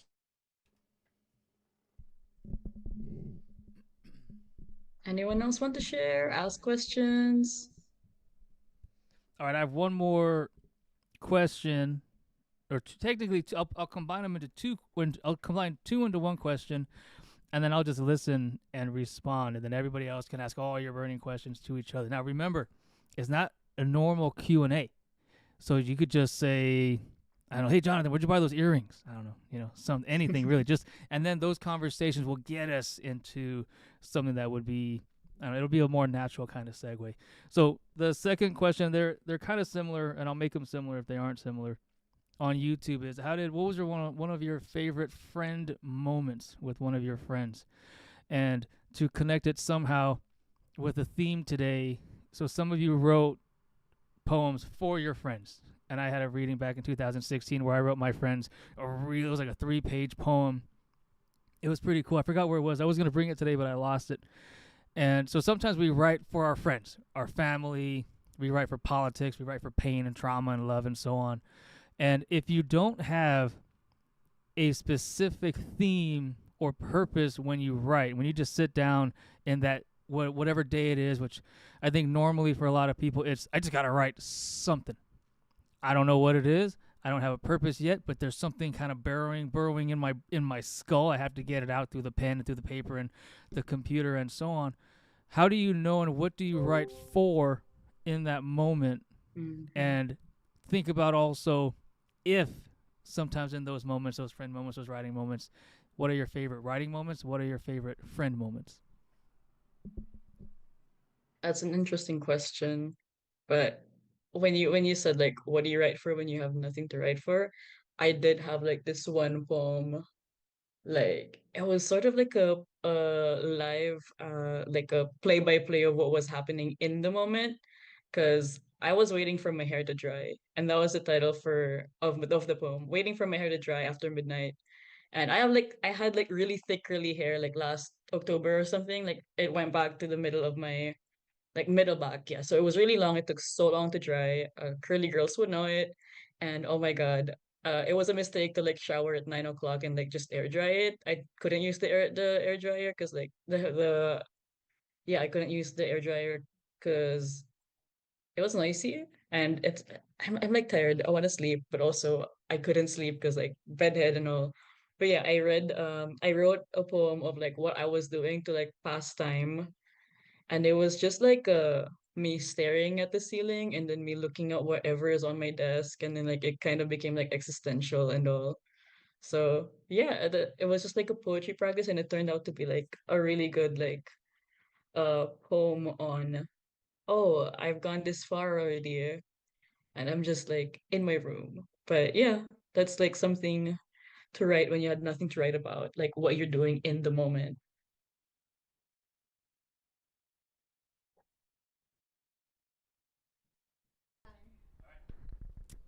Okay, wait, can you guys hear me? Mm-hmm. Okay, thank you. So I would say for the writing, um, there's a many like things. Like for example, I have many favorite writing times. Like for example, I like to write about stuff that is happening like currently in the moment. Like for example, gonna be a bit open and serious. Riots that are happening in downtown LA, which Mm-hmm. yeah. So long story short, I like to do those type of poems, just trying to speak out and just for those, yeah. Oh, sorry, hitting a delicate topic. But also this one time when this was like a serious moment because it was kind of heartbreaking. There was this one guy that I actually liked, like, because I've known him ever since I was like a little kid. Let's just say, long story short, it was bad because, let's just say, when I was like crying because of the day that we broke up, when it was actually final, I was just like, oh, it was bad. I was like screaming into a pillow. I was crying it out. I was feeling the emotion. I was like anger, like why did this happen? I thought that like you meant those things, but then out of nowhere I just put all those words onto a paper that I ended up crying on. But luckily I wrote down on my phone, the phone notes app, and then I was able to like create it, and then I just look back at it and I'm just like, that's crazy. I was once at that stage and now here I am. At least I have like a stable mindset now. So yeah. But yeah. Writing got you through it. Let it out. Yeah, I was thinking of a quote by a poet, Robert Frost. It's something like, uh, poetry is when emotion is put into word.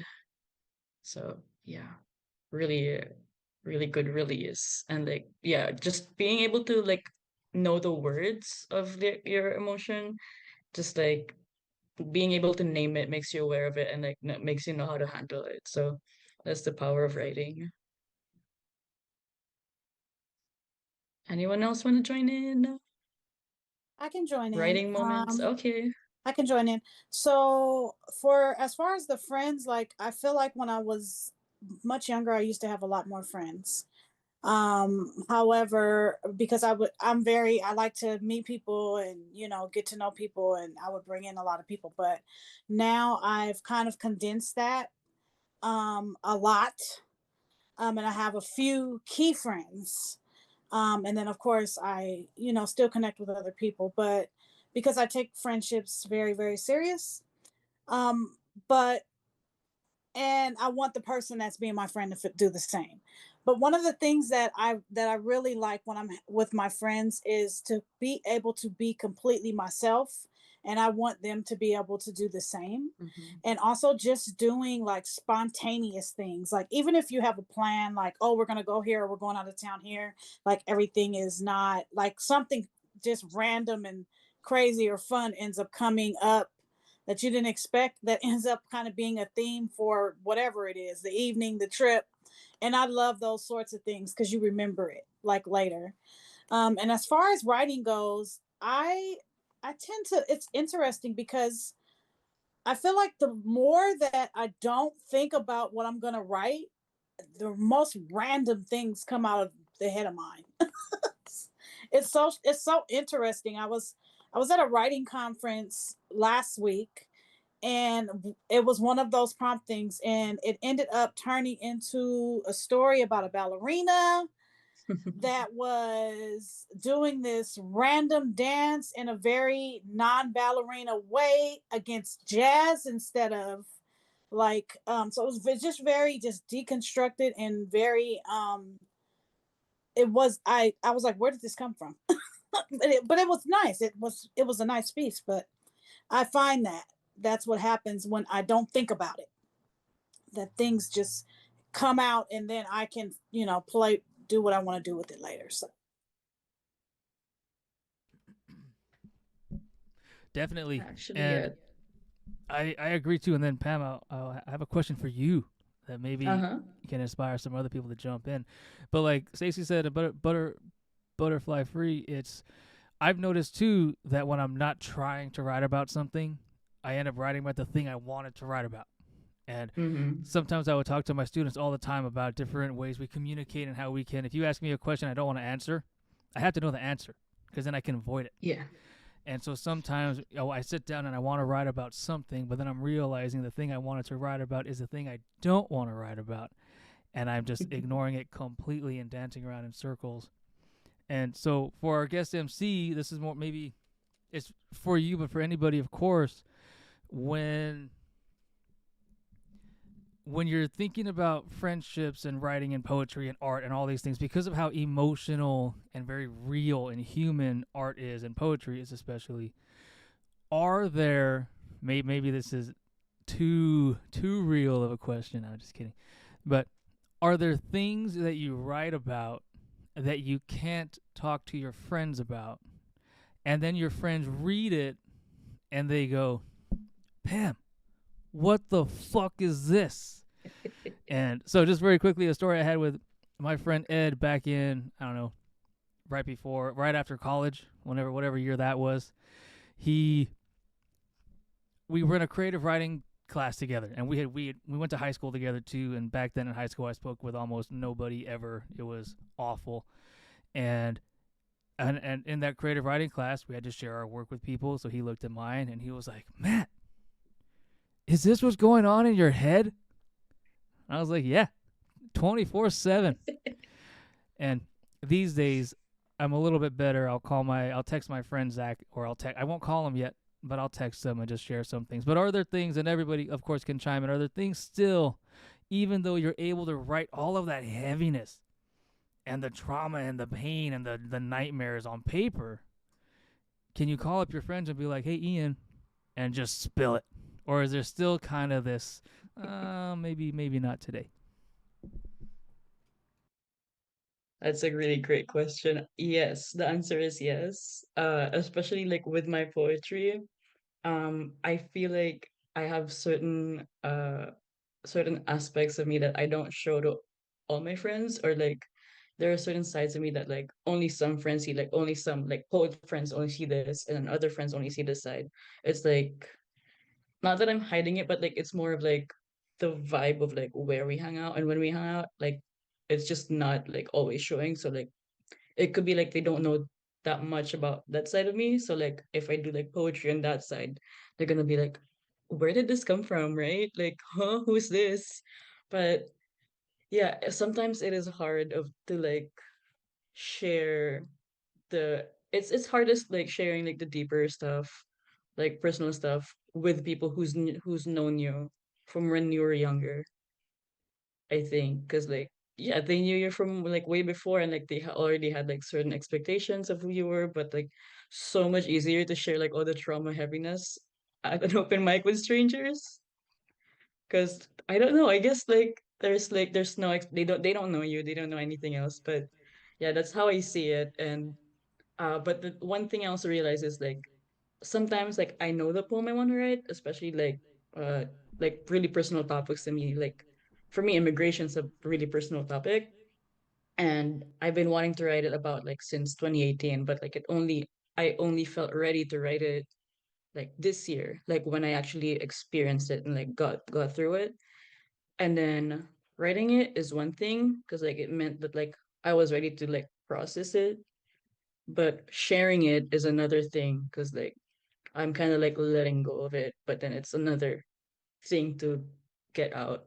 So yeah, sometimes even if I try to write like, oh, I need to write this like current issued poem, like a really political one or whatnot, but then if it's like I feel it's personal to me, I like freeze and like I can't write about it for some reason, and I realize, oh wait, I'm not yet ready to face it or like to like process it head on, and that's okay. Like I'll put it in the back burner, and when the time comes, it can be years, but yeah, when the time comes, then it comes out. It doesn't always have to be like in tune with what's currently happening or trending right now.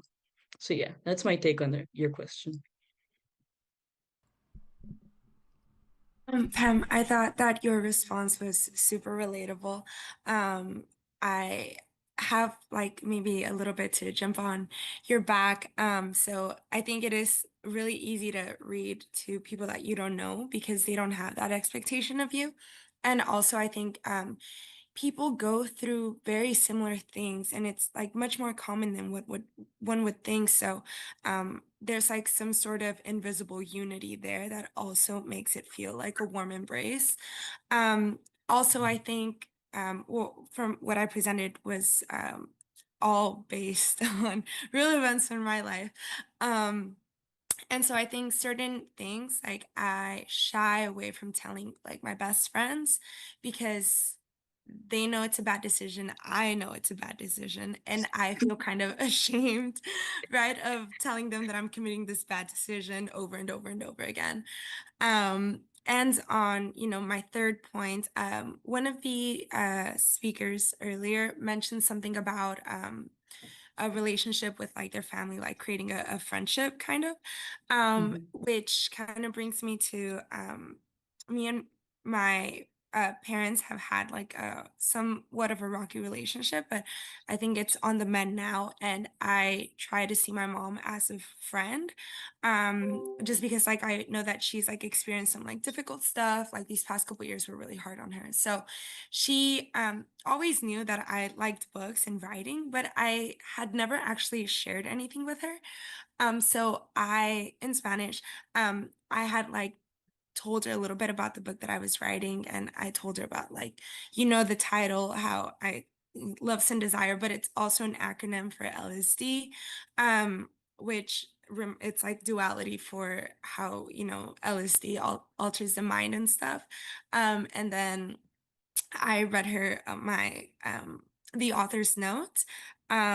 And so very briefly, I said in Spanish, but this book was written between bruises and prayers and moments I mistook pain for peace, a heavy hand for a soft caress, and a room of war for a sacred chapel. Each poem is kissed with warmth, stained by sin, and soaked in desire. I don't know if these verses will heal you, but I hope that they hold you the way I wish I'd been held. Thank you for stepping into my cathedral of devotion. May you find that love, even when flawed, is holy, with what I never said, and then I signed my name. And so when I told this to my mom, she literally was like, "What the heck?" she was like, when did you learn to write like that? And I was like, I've always written like this. And so obviously I didn't share any of like the other more like deeper stuff. Because at the end of the day, like she's still my mom. But but I think like, yeah, like going back to Matt's question about, the comfortability and sharing each of your pieces. I think it changes with like who you're going for. And, you would think like, oh, your best friend or your own mother, like, would be the people that you're most comfortable sharing with. But it's actually like the opposite, right? It's like with people that you've actually never met that you feel most welcomed with. So I think it's like really interesting. And it was a really interesting question as well. It's a lot like trauma dumping at the nail salon or at your hairstylist. Exactly. That makes me think of another question, and maybe who hasn't spoken yet. I am not keeping tabs. Just this notebook is all about other stuff. Just saying. But it made me think of another question similarly, because sometimes when you share things with your friends and your family members, they've been there the entire time. And so it's not just about that piece. It's not just about the finished product. It's the whole story, the journey, and everything. So it gets tough. But have any of you shared a poem or a story or any kind of writing with the person that it's about? And it doesn't call them out by name, but based on the situations that you wrote about, obviously it's them and they know it. Have you ever, it's a different kind of courage to just share with people, but have you taken that step further and said, I'm going to share the poem I wrote about you to you? In a way, yes, but like it's not like directly. Like I have in a couple like readings or open mics, like I know that person is in the room and that person knows that it's about them. Or like I also had invited like my family to one of my readings. I rarely do that, but I did read about immigration, and my parents cried. So like the message got across. But yeah, it was hard like reading about a poem when like someone who's directed it to is in the room, because but then at the same time it's only you and the other person who knows the context in between it, but they're still there. And yeah, I at least have like, I'm kind of comfortable with that because I have like that front of like, I'm doing my art. This like doesn't have to be taken real. So I can like switch it off, like through practice though, but like I'm quite conscious of it, like, oh, they're inside here. But yeah, but like directly like read it to them, I've not done that. So I would definitely like to share on this one. A lot of my writing is stories and subjects that I've lived or witnessed or been a part of or seen. And no, I have not directly read the poem to the exact person or persons that they are about. However, I have invited people to come and hear my poetry when I'm reading it, and I have shared it. And I don't put people's names in it. And for a long time, I kind of thought about it, like, how am I going to go about this and this? Because for me, it's not about me talking about or shitting on anyone. That's just not my style. It's more about, this is what I lived and went through, or this is what I saw that helped me not go through that. And I look at it as, if it's coming out of me, I need to get it out. I need to share it because someone else can benefit from it. And so that's kind of the way that I spin it. Um, and so far I haven't gotten any bad news or words. But if I did, I would explain it to them just as I'm explaining it right now to you all. Like, it's not about you, it's about me healing myself through writing and then sharing it. And yeah, I didn't put the names. It's so interesting you mentioned that though, because my son was writing, because he's awesome. My son, both of my sons are writers, but my one son, he writes a lot. And he was getting ready to like put names in all of his stuff. And I said, no, no, no, no, no. And this is just because they're in the age of social media, and it just goes out and you say what you want about what. Like, no, you cannot do that, because that could really, you don't know how that person's going to take it. They might not want anyone to know that. Like, and so he was thankful for me telling him that, and he listened to me. But and he changed, and he said, Mom, I'm so glad you told me and that I listened. Like, yes, you cannot do that. So it's different, but it's an interesting question. It's a very interesting question. Yeah. That's nice though. Like, there is some permanence on social media, so like you have to be careful, especially kids. But I do remember like I would post like my readings or my poems on IG. And it did happen like, I didn't write anything directly. I just wrote like what I felt, and there was a lot of like metaphors and all, but it did reach someone who was like part of the address there. And uh I did get an apology out of it. Like, he was moved by it. So I'm like, wow, the words reached him. So there's hope.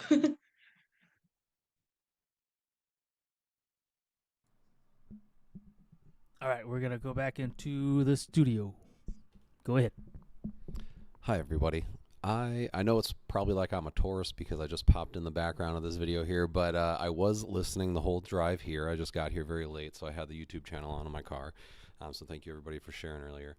I'll probably, since I haven't spoke, answer, I guess, like the last two questions real quick, just because I had a couple thoughts on them. But this last one is, it is an opportunity to read. When you can read to someone, it's a very intimate sort of one-on-one situation. Like, so I have done that with family members, significant others, like grandparents, things like that. And I think it's hard to replicate that intensity of that moment of sort of reciting words from your heart to them.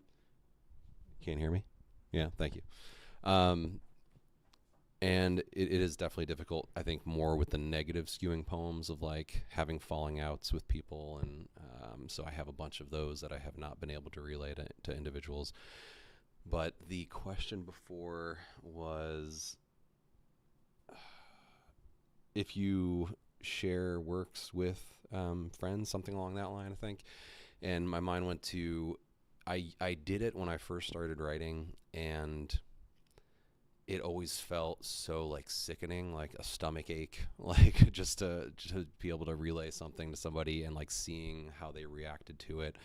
And I felt oftentimes it would fall flat, and I think that's because there's certain wavelengths people have to be on to connect with different pieces. So if your piece is about death or a breakup or joy or whatever it is, a pet, like a loss of a pet, something like that, like the person has had to have experienced something in that realm to connect with it, just like a minute amount of the way that you connected while writing. So I hesitate now to share things with people because unless I know that it's going to hit in the right way or at a relevant time. So yeah, those are just my thoughts on the last two questions there. Thanks, everybody.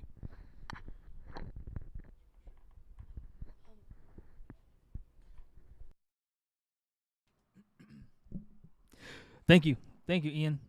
And so I have one more question for everybody from me, and then if anyone else has a question, you can ask. If not, I'll give it back to Pam for one last poem, and then I will give some closing remarks. And so this final question, or potentially final question, is, and for one of you, I'm not going to say who, but you know who you are. This is your, or maybe two of you, this is your first open mic ever, I think.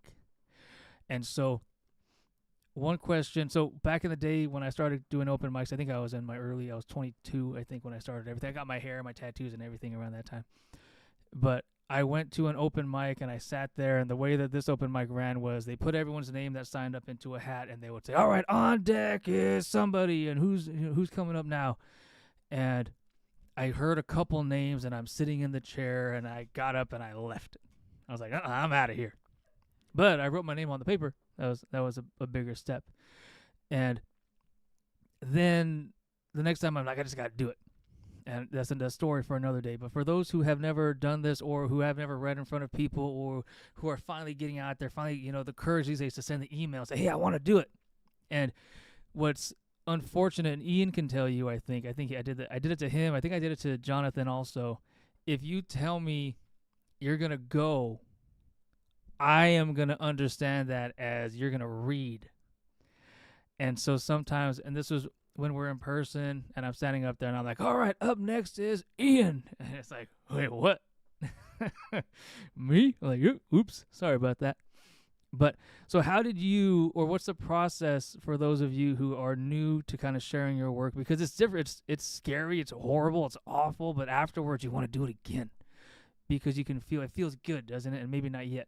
Maybe after we close out, it'll feel good. But it takes so much, sometimes, emotional strength to write it, especially if it's heavy, if it's something you've been kind of mulling over for a long time. And then you have to now read it and speak it into existence, because there's a difference in hearing it versus just writing it on paper and doing whatever you want. So how do you go from, I'm not going to do it, or I don't want to, or I'm hesitant, and then, all right, I'm going to put myself out there into a Zoom of 12 people, but it's also going to be on YouTube forever. And when someone donates, oh, by the way, speaking of donations, everybody, on your screen now is our website and social media information. And so feel free to donate $1 billion, and it'll all go back to the artists. And let's see, where are we? Over here. And so when someone gets, when we get billions of dollars in donations and contributions and grants, and then our YouTube channel gets 50 billion people viewing it, well, now that poem about your friend is everywhere. So you made a choice. And so I'm curious, and those of you who do it all the time, maybe if you're more experienced, how did you begin to get out there, start sharing your work, and to find that comfort level? I can answer this one. And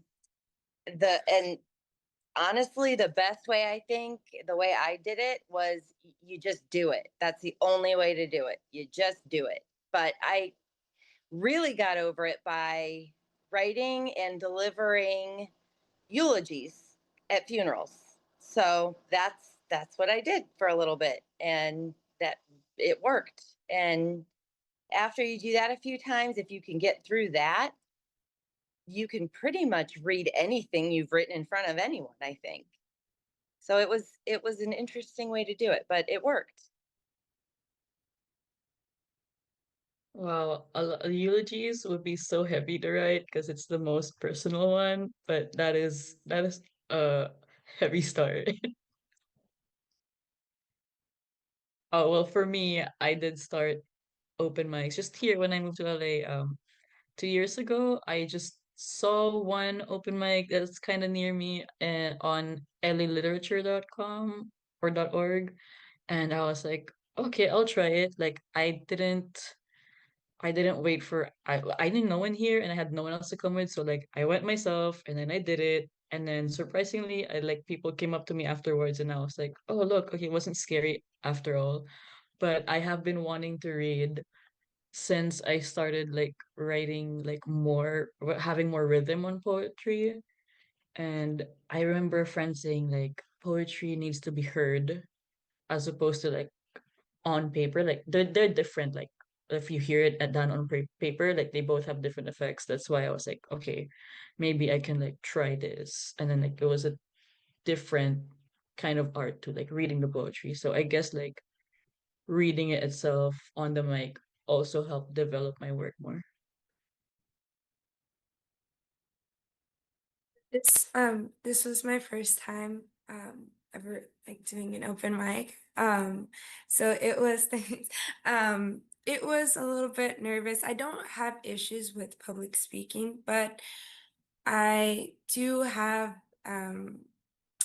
like I just feel like my writing, because of how like emotionally impactful it was for me, and like speaking it out loud, I was just, I guess, afraid of rejection from it. And just and negative feedback is fine, constructive feedback is fine, because I, do not write professionally. um but I think I was scared of like rejection in the way that I felt in that relationship. And so that was what had been holding me back. But I realized that the arts, especially like poetry, like spaces, are very welcoming. And I think that is something that I have been craving for a very long time, which is what kind of encouraged me to um, like speak up. And I had sent a cold email last month or the month prior, and I was like, "Oh hi, can I perform?" Or and then they're like, "Oh yeah, we'd love to have you." And then on the 28th, and then I thought that the response was like really warm, and I was like really looking forward to it. But yeah, it wasn't the speaking that was scary. It was speaking from my diary that was scary. So.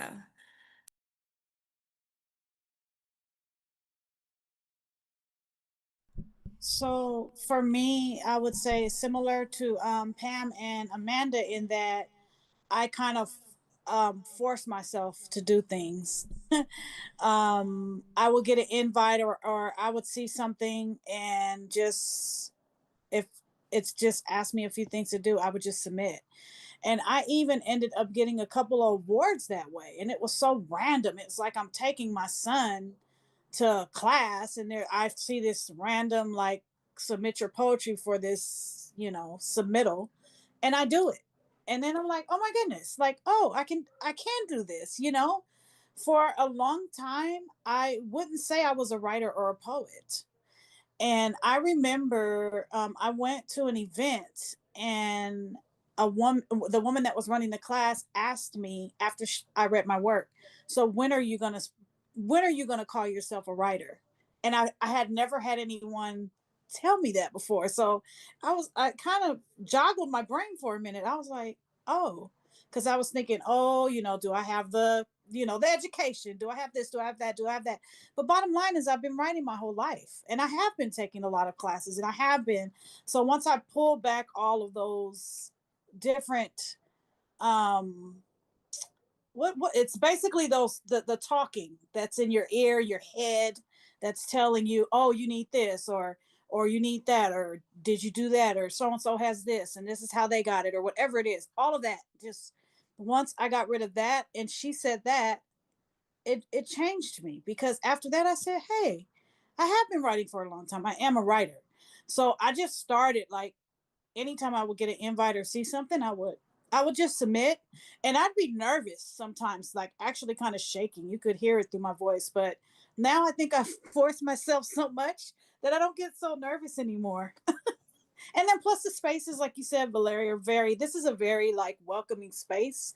That's helpful, because then you feel comfortable to share your work. Yes, I super agree with that. Like, I was just telling my friend recently about, like, because I've been hosting reading an open mic as well, and I think that as a host, I would share rough pieces at the start to like sort of encourage people that like I'm opening myself up, so like you could also do the same. And like I guess it's like the coach is doing the drills with the players in a way, kind of way. So it helps like create that open space and encourage people to be like a bit more vulnerable. Absolutely. All right, so couple things, and then Pam, I'll send it to you for your final poem or two, or however many you have, and then shoot it back to me for my closing remarks. But like Stacy was saying, so I think a lot of people have this idea that I'm not a writer, I'm not an artist, I'm not a musician, I'm not an athlete, I'm not a professor, I'm not an academic, I'm not a whatever it is, I'm not a cook, a chef, and so on. And as far as art goes, and all those things have art components, and I think art is everything. And if you ever want to chat with me about academia and art, and it's awesome. Anyways, but nobody, and I want all of us and everybody watching today and tomorrow and in the future, nobody can tell us that we are or are not an artist but us. The difference in where people try to make the distinction is when there's money involved. Because then, oh, I sold something or I published something over there. That's just an extra layer, an extra step. But each of us are artists when we just create art. That's it. But because of social media, and you could ask any of my students, I hate social media. I'm so bad at it. I wish I was good at it. One of these days, maybe. But we all try to achieve that person's kind of status of having 1,000, 100 million likes and so on. And it's a similar concept. I think I've spoken about this before. When we think of the Renaissance painters, the masters, Michelangelo and everybody, Da Vinci and all those, and we see the Sistine Chapel and it's perfect. And then we try and paint something and it's not at that level. But you know who probably thought it still sucked? Right. Yeah, I think everybody knows. Because think about the stuff you do when people say, "Oh my gosh, this was amazing. This painting is great. This poem is awesome." And you think to yourself, really? It's not that good. Like, I don't know, I guess. Because we sit there and we see the shit and the ones that suck and the stuff we hate and the draft that's terrible and the sketch that can't do anything. It's just garbage. And yet when we look at other people's work, we don't get that same kind of feeling and experience. So we think, oh, wow, it's so polished. And you could ask Amanda. We're going through the manuscript right now. But everyone's going to see it at the end and say, this is a great, no, oh my gosh, this is awesome. And Amanda's going to think, I know you are. You're going to go, oh, but you should have seen it before.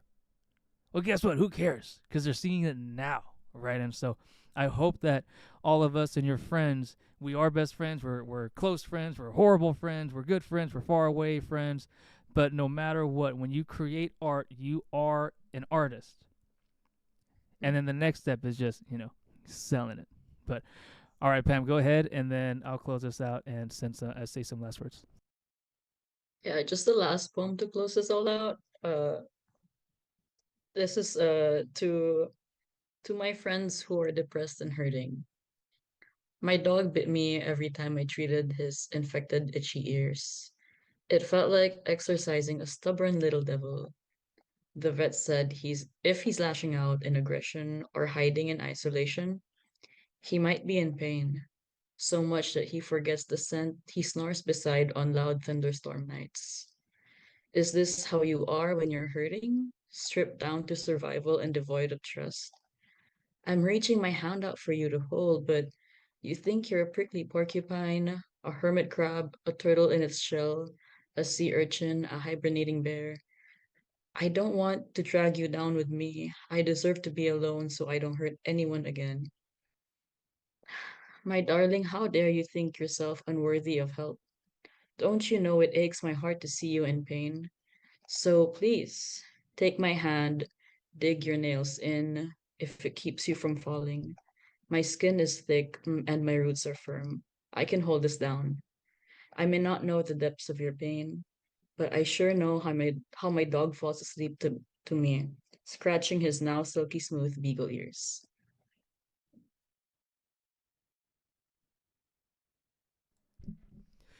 Thank you, Pam. Thank you for your words, and thank you Thank for you. being a fantastic community guest MC. And so, a couple words and messages before I end, and just keep in mind, everybody that's online on Zoom with us, when I close the live stream, we're still going to be here, so that way we don't just kind of cut it and then you're sitting there like, oh, I guess it's over. So we'll have a moment to say goodbye. Everybody watching, I hope that you are with us, and I hope that you engage and enjoy engaging with the arts with everybody. And if you are interested in joining the next one, tune in. If you want to participate, just email me. I say yes to literally everybody, unless you give me a reason not to. And so far in the last 5 years, it's never happened, which is awesome. And if you want to be the guest MC for our next open mic, it is on the 26th of July. And so just email me and say, hey, I want to be the next community guest MC, and my answer is going to be yes, and it's awesome. Otherwise, it's me, and you'll have to deal with my banter, which, as I've been told, is not that great. Just kidding. It's the best. Nah. But anyways, so please connect with us online, all the social medias, email, come work at the Community Arts Workspace, get to know us, share, and we can show the world how strong we are together. And so let's all say goodbye to everybody. We'll wave, and then I'll end the stream, and we'll see you all next time.